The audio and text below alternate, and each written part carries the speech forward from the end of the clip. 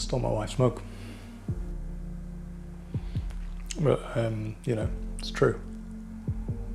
Hey guys, Rick Nunn here. It has been a little while since we spoke about photography, specifically photography tech, I guess. Today I want to talk about the best way to get your images from your camera to your iPad.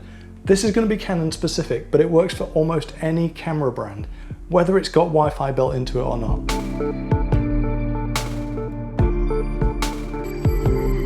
So today, the app I want to talk about is called ShutterSnitch. I've been a user of ShutterSnitch since 2014. That's 6 years. It's a tool that I almost just don't think about anymore. I just take it for granted because it's been part of my kit for so long. You could be forgiven for looking at the website and thinking, this is not going to be any good.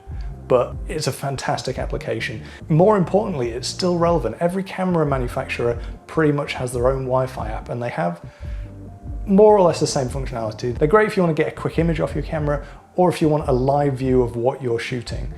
I think ShutterSnitch is way more powerful.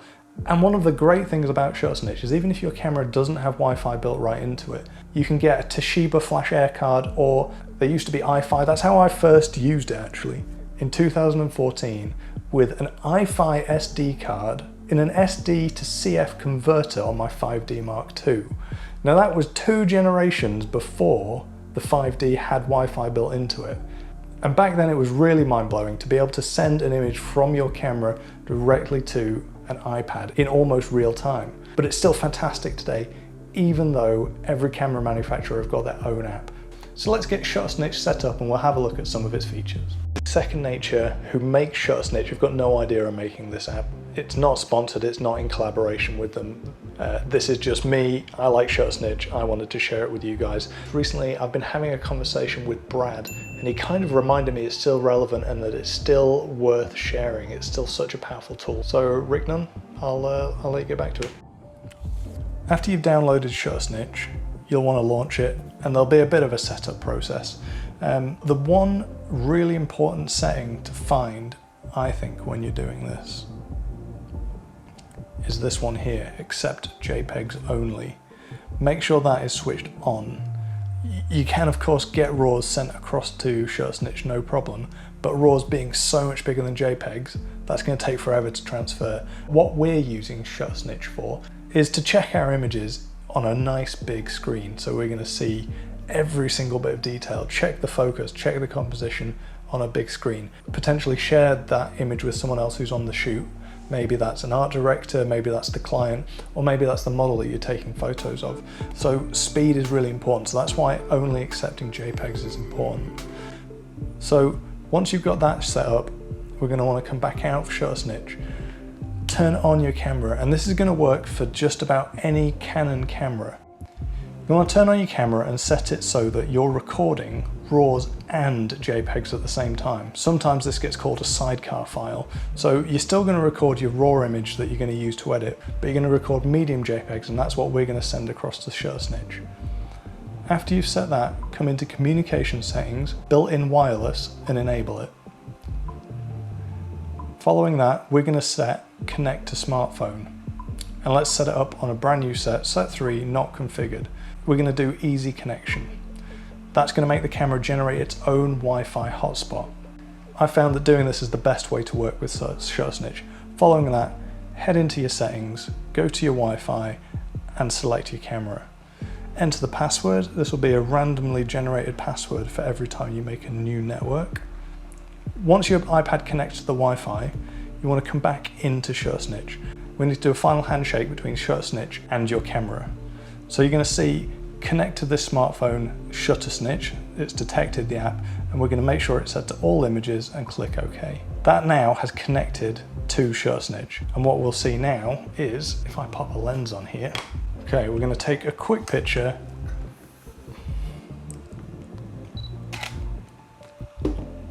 and you can see that's already beaming across to the iPad. It's pretty quick. I'd say it's 1 to 2 seconds for a medium JPEG. Now that's working, let's put it to the test on a shoot.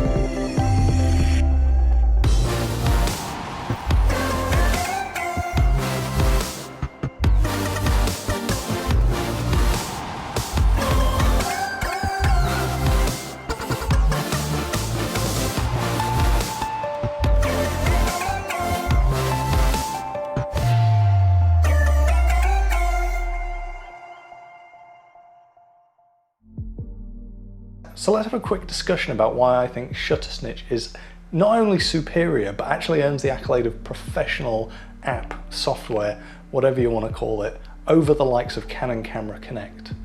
I think the biggest thing for me is that ShutterSnitch downloads a copy of every photo. You're not linked to an external storage device by Wi-Fi, i.e.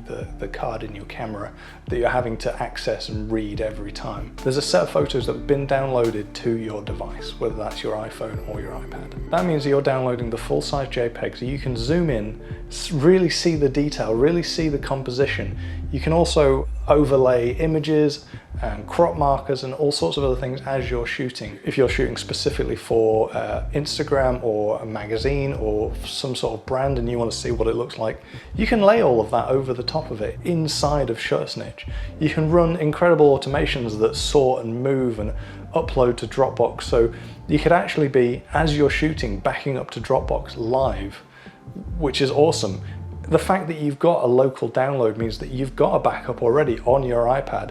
If your camera bursts into flames, you've not lost the entire shoot day. If you're working with a client who's on set, they can be reviewing and seeing the images as they're coming in.